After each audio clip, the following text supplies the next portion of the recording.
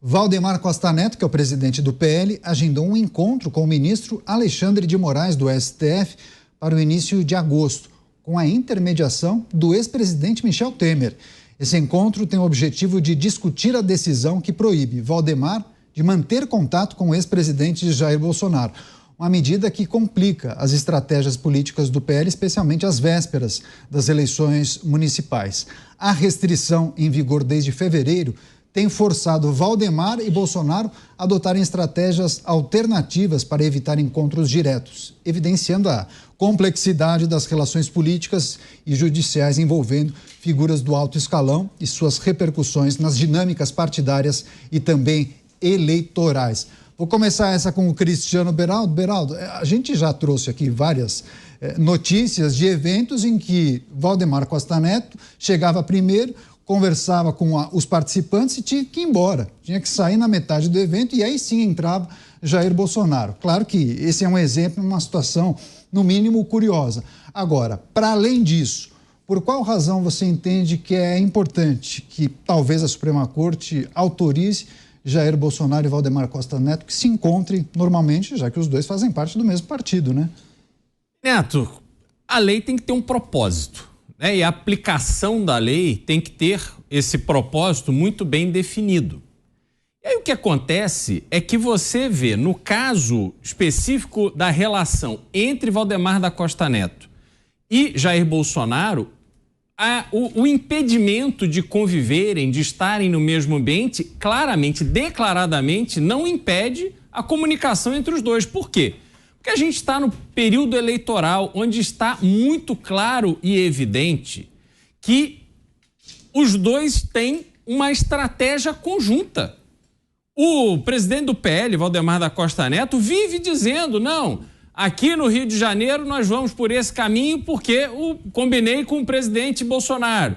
Aqui em São Paulo, Bolsonaro vai apoiar Ricardo Nunes porque está combinado com ele. Então a gente vê que esse ambiente de tentar impedir a convivência dos dois é irreal. Quer dizer, se o propósito da determinação judicial era que eles não tivessem contato, claramente eles estão tendo, não diretamente, mas através de terceiros, e essa convivência está indo de vento em polpa.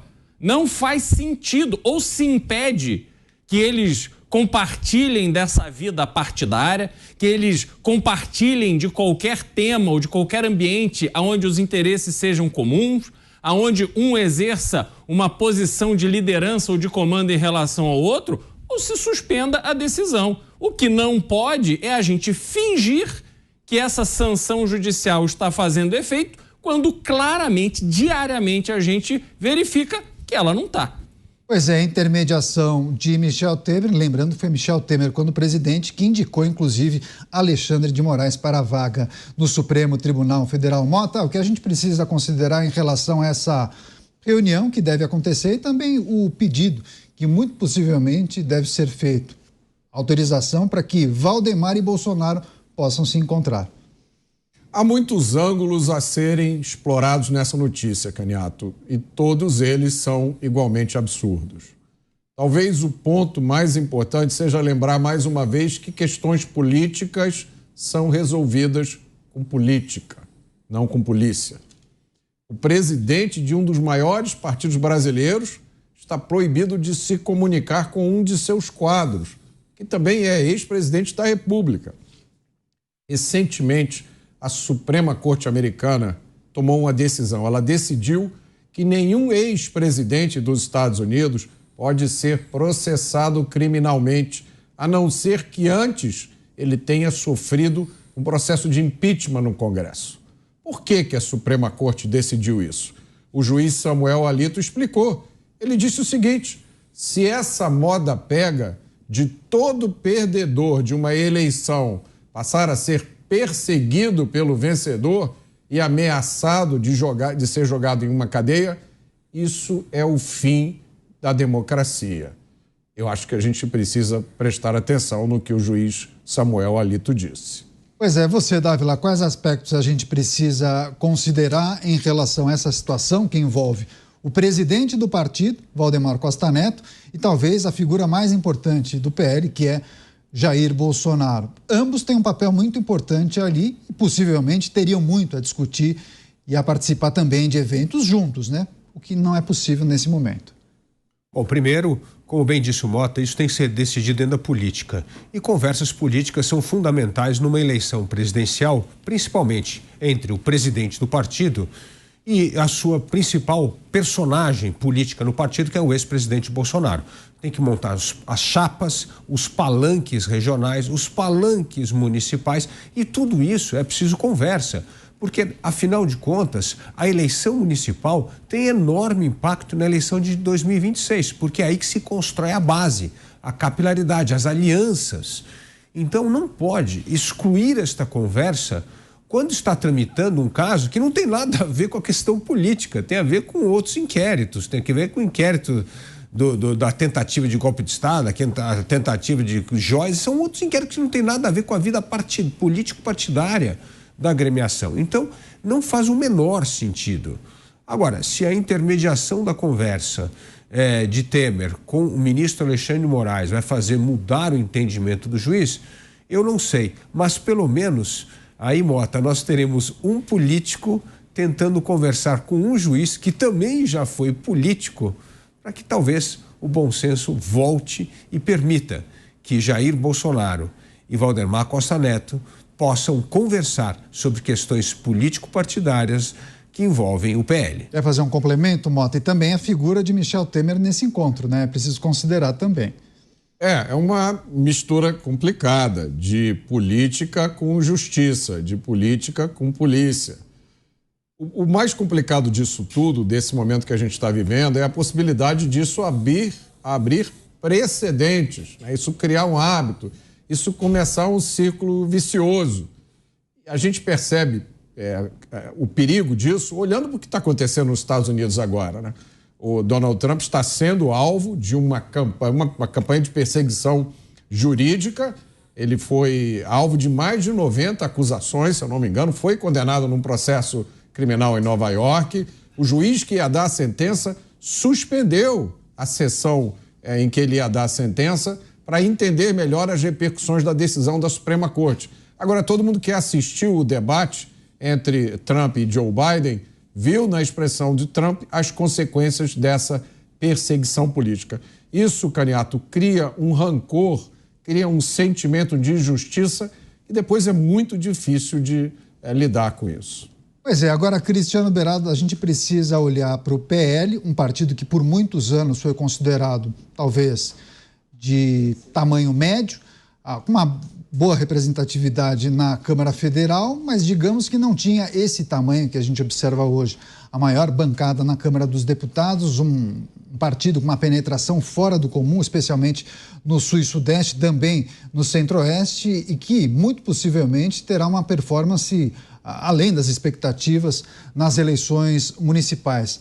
O quanto a junção dessas duas figuras, Valdemar, que no ambiente político é muito elogiado por conta da sua astúcia, seu conhecimento, sua experiência, a maneira como ele consegue articular e juntar as forças em torno do seu partido, o Partido Liberal, mas também esse reforço fora do comum, né? Talvez o camisa 10 que qualquer um gostaria de ter em seu time, que é Jair Bolsonaro.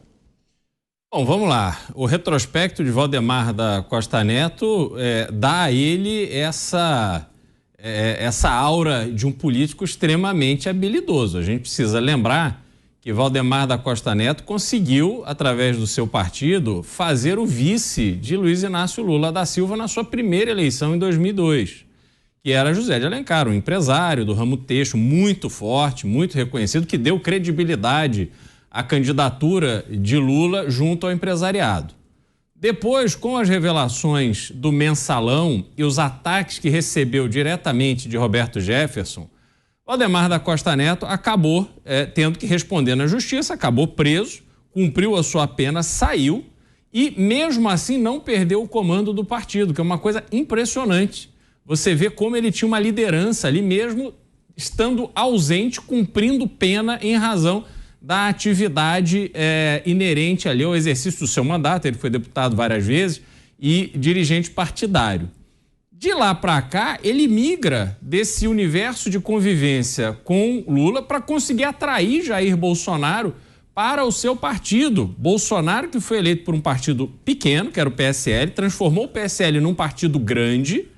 Depois ele rompe com Antônio de Rueda e o presidente do PSL na época, o deputado de Pernambuco, agora me fugiu o nome, daqui a pouco vocês vão me ajudar. Sim. Bivar. O Bivar, o Luciano Bivar. E, obrigado, Dávila. E aí ele tenta fazer um partido, que era o Aliança pelo Brasil, não consegue, por fim, Valdemar da Costa Neto consegue estabelecer as condições necessárias para que Bolsonaro entrasse no PL.